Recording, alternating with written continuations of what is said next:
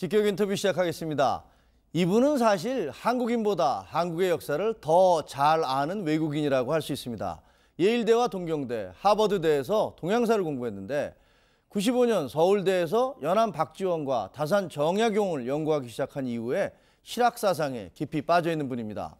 임마누엘 페스트라이시 지구경영연구원장, 한국 이름은 이만열인데 오늘 이 원장과 인터뷰를 해보겠습니다. 이 원장은 지금 대한민국의 위기를 실학정신으로 돌파하라고 주장해왔는데 사실 외국인에게 이런 얘기 듣는 게 좀 쑥스럽기는 하지만 어쨌든 들어보도록 하겠습니다. 이 원장님 어서 오십시오. 반갑습니다. 네, 반갑습니다. 자, 다산 정약용과 그리고 연암 박지원. 사실 많은 한국인들이 다산의 목민심서 그리고 연암의 열하일기 이런 책들을 제목은 아는데 그걸 제대로 읽어본 사람 그런 분들 별로 많지 않은 것 같아요. 그런데 우리 이 원장께서는 이 책을 영어로 또 번역까지 하지 않았습니까? 무엇 때문에 왜 다산과 연암에게 빠져들게 된 겁니까? 네, 원래 사실은 한국 전공 아니었어요. 원래는 중국하고 일본 고전 오랫동안 유교 사상을 연구하면서 한국하고 비교 연구 시작해서 다산 정약용하고 연암 박지원의 글 좀 우연히 읽기 시작하고 일단 만나기를 했고 상당히 깊은 감명 받았어요. 그래요? 특히 그 당시에서 유교 사상을 실천하려고 그 다음에는 중국의 경우는 아름다운 사서오경에서는 백성 사랑하다고 얘기 많지만은 그냥 실천하지 않고 자기 권력만 생각해서 많았지만은 한국의 경우는 이른바 선비 정신이 있고 세종대왕, 다산 정약용의 경우는 실제로 약간 헌신적인 활동 많이 했습니다. 그러니까 지금 그 이 원장께서는 중국과 일본 이런 것들을 공부를 하다가 한국을 접하게 됐지만 네. 그러나 그 실제로 중국의 유교 정신 이런 것들이 한국에 와서 선비 정신으로 구체화되는 걸 보면서 네. 오히려 다산 정약용과 그 연암 박지원에 매료되게 됐다 이런 말씀이시네요. 맞습니다. 맞습니다. 그렇군요. 자, 그런데 지금 제가 이제 책 같은 걸 좀 읽어보니까 한국인들이 서양이나 중국만 보지 말고 네. 자신의 역사에서 소중한 것이 많다는 걸 알아야 한다. 네. 이렇게 얘기를 하시는 걸 봤어요. 네. 어떻게 보면 이제 한국인으로서는 좀 가슴이 뜨끔한 얘기이기도 한데 뭐 대표적으로 어떤 걸 우리 역사에서 한국인들이 알고 배워야 된다는 겁니까? 사실 그런 사상은 본래 그 다산 정약용의 사상입니다. 그분이 한국 역사 오랫동안 연구하셨고 구체적으로 사례 들면은 뭐 교육 혁신할 때는 한국 고대부터 여러 가지 소원, 향교, 교육 정책이 있었고 그 다음에 통일 문제, 뭐 지금은 남북 정상회담 직전이 있지만은 신라 동일 신라이나 고려시 그 통일이나 통일 여러 가지 사례 있어요. 아니 그러니까 정약용 네. 선생이 그런 것도 연구를 했다고요? 그런 통일 문제 아니지만은 교육이나 행정 혁신이 있어서 그 이전의 사례를 보고 그는 검토하면서는 혁신했다고 얘기할 수 있고, 근데 현재 한국 사회에서는 그 너무 없습니다. 우리 무슨 혁신할 때는 17세기, 18세기 한국이 어떻게 하는지 그는 언급 거의 없고 항상 뭐 미국이나 그런 사례만 얘기하는 그런 경향이 있다고 항상 느꼈어요.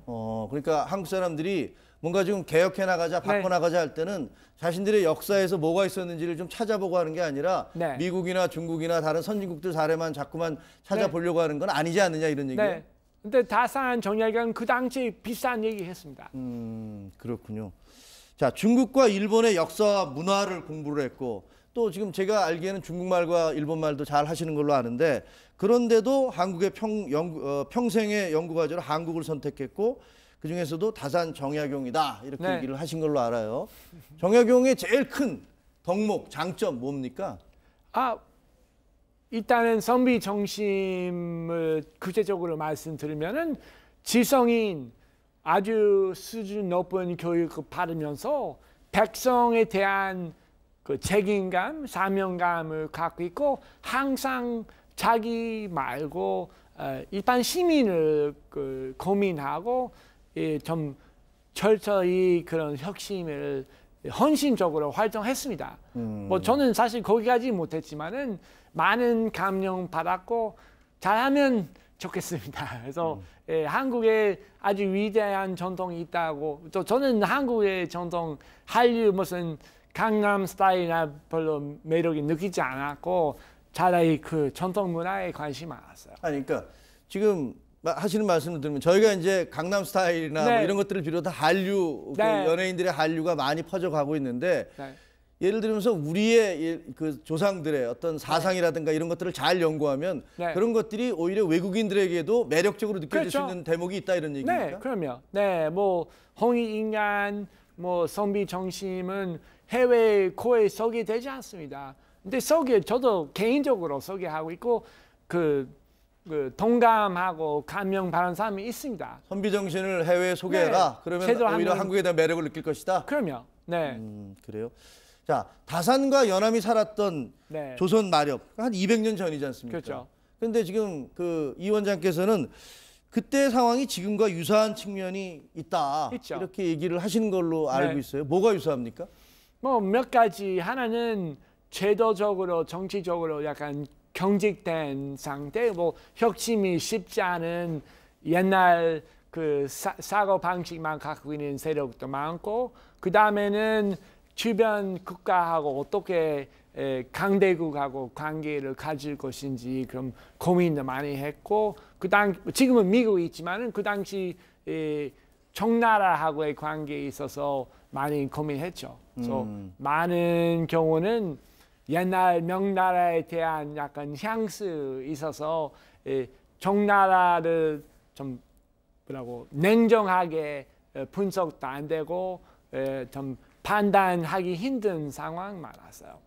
그때 당시에. 그 당시 그러니까 사회적으로도 여러 가지 어떤 그 어려움들, 그 네. 좌표나 방향을 설정하지 못하는 어려움들이 있었고, 네. 그다음에 외교적으로도 강대국과의 관계를 어떻게 설정할 것이냐라는 부분에 있어서 고민을 했던 면에서 그때나 지금이나 비슷한 게 있다. 뭐 지금은 뭐 미국에 약간 미화하는 사람도 있고, 그다음에 뭐 별로 좋아하지 않은 사람도 있고, 저는 미국 사람이 있고 미국의 장점도 있고 단점이 있지만은 한국 사람들은 잘 판단해서는 미국의 좋은 뭐 기술, 정책, 뭐 외교, 안보 쪽에서 받아들일 수 있고, 좀 맞지 않은 부분은 참 뭐라고 시기별할 필요 있지만은 그걸 하려면은 먼저 한국 입장이 있어야 됩니다. 우리 스스로를 알아야지 네, 뭘 네. 택할지 상대방으로부터 뭘 취할지를 알 수 있다는 말씀인데, 자, 한국에서는 사실은 뭐 친미로 가야 된다. 네, 오랜 우방 아니냐. 네, 또 한편에서는 아니다. 친중이 불가피하다. 이건 네. 새로운 세력 아니냐. 네. 마치 무슨 옛날에 명나라와 청나라 그렇죠. 했을 바로. 때 그런 느낌도 있는 것 같은데, 네. 이런 견해들에 대해서 네. 뭐 한국에서 지금 한 10년째 살고 계시잖아요. 네. 그러니까 이런 내부에서 친중, 친미 이런 논란들이 있는 걸 알고 계실 텐데 본인은 어떻게 생각하십니까? 뭐 사실 그런 논쟁에 큰 관심 없고, 중국, 미국, 일본, 기타 나라는 장점도 있고 단점도 있고, 다산 정약용 그 당시 주장한 듯이 냉정하게 판단해서 우리 잘 맞는 부분이 있다면 도입하고, 맞지 않은 부분은 분명하게 구별해서 뭐 배치할 수 있고, 한국 입장으로서는 하면 좋겠고, 그 다음에는 사실 외교, 안보, 행정의 통일 문제에 있어서 한국 지난 2000년 여러 가지 좋은 사례 있고 좋은 정책이 있고 좋은 전략이 있었고, 그런 참고하면은 앞으로는 좋은 전략이나 세울 수 있다고 생각합니다. 예, 그 말씀은 우리가 이제 역사가 꽤 5,000년이나 되기 때문에 네. 그동안에 국가가 세워지고 나서 강대국들과의 관계에 있어서 여러 가지 뭐 외교적으로 했던 것들, 그렇죠. 서희의 강동외교라든가 네. 그 강동육주 뭐 그렇죠. 여러 가지가 있으니까 우리의 과거를 계속 연구를 해서 앞으로의 어떤 강대국들과의 관계를 어떻게 세울지 그걸 찾아나가는 게 중요하다 이런 얘기예요? 예를 들면 최치원 그 최치원. 당시에서 아주 유력한 외교관 뭐 일하셨고, 그분이 업촉하면은 우리 이 시대에 참 많은 부분 있습니다. 분명히 그 큰 도움이 될 수 있고, 뭐 당연히 옛날에 죽었지만은 그분의 사상이나 방법, 뭐 수단이 여러 가지 있고, 지금의 많은 부분 분명히 있다고 봅니다. 다산 장약용이나 연안 박지원뿐만 아니라 예를 들면 네. 최치원이라든지 네. 그 우리의 한국인들의 조상들 그 그렇죠. 조상들이 했던 여러 가지 사상이나 외교 이런 것들을 연구를 해서 현재 적용시킬 수 있다 이런 말씀이네요. 뭐 통일도 그렇고, 그래서 통일도. 통일 신라에서 어떻게 통일되는지 그런 정책이 있고 방법이 있고 고려도 그래요. 통일 얘기를 하셨으니까 지금 해방 이후에 시작된 분단, 남북 네. 분단 상황이 이미 70년 넘게 이어지고 있습니다. 네. 그리고 최근에 북핵 사태 등으로 또 젊은 층에서는 분단에 대해서 이거 뭐 통일에 대해서 거부감을 표시하면서 분단 상황이라도 그냥 이대로 가는 게 좋지 않느냐. 네. 통일하면 우리가 세금도 많이 내야 되고 네. 불편하지 않느냐. 이렇게 얘기하는 그런 사람들도 있는 것 같아요. 네. 이 원장께서는 그런 주장에 대해서는 어떻게 생각합니까? 뭐 그런 입장 생각은 충분히 이해할 수 있죠. 다만은 통일 통합은 선택 인식 문제이고 약간 역사적인 원칙으로 통합되는 것은 아마 불가피합니다. 불가피하다? 네, 근데 우리 선택은 성공적인 통일이나 아니면 실패적인 통일이지. 그럼 우리 그 선택은 우리 문화적인 자원에서 우리 손으로 새로운 한국 만들어야 된다. 그래서 그런 의미에서는 통일된다면은 여러 가지 부담이 있을 수 있고 힘들 수 있지만은 그 반면에서 기회도 생길 수 있어요. 일단은 통일돼서 문화적인 자신도 생기고 그 다음에는 여러 새로운 사업도 있을 수 있고 그 다음에는 동북아에서 핵심 그 지정학적인 역할도 할 수 있고 그런 기회 잡으면은 그 단점보다는 장점 있을 수 있다고 봅니다. 그럼 만약에 남북이 통일되면 문화적으로, 경제적으로, 외교적으로 네. 한국에 크게 도움이 될 것이다 이렇게 보시는 거예요? 그렇게 볼 수 있고, 근데 어쨌든은 제 보기에는 쉽게 우리 뭐 남한만 분명히 영원히 할 수 없습니다. 분명히 통합이 되는 것은 하나 이런 추세 있고 어떤 식으로 현명하게 할 것인지 우리 선택이지 이렇게 안 하는 것은 그 선택지 별로 없다고 봅니다. 그렇군요. 자, 정치, 경제, 문화적인 측면을 포함해서 한국의 미래를 어떻게 생각하시는지. 왜냐하면 지금 이 원장께서는 한국인만 모르는 한국인 이야기 뭐 이런 것들을 쓰셨잖아요. 네. 그리고 한국인들은 왜 자신의 과거도 모르고 네. 현재 자기 위치도 모르느냐. 당신들 그렇게 나약하지 않다. 뭐 얼마든지 잘 나갈 수 있다 이렇게 주장을 해오신 걸로 알아요. 그래서 한국의 미래에 대해서 어떻게 보고 계세요?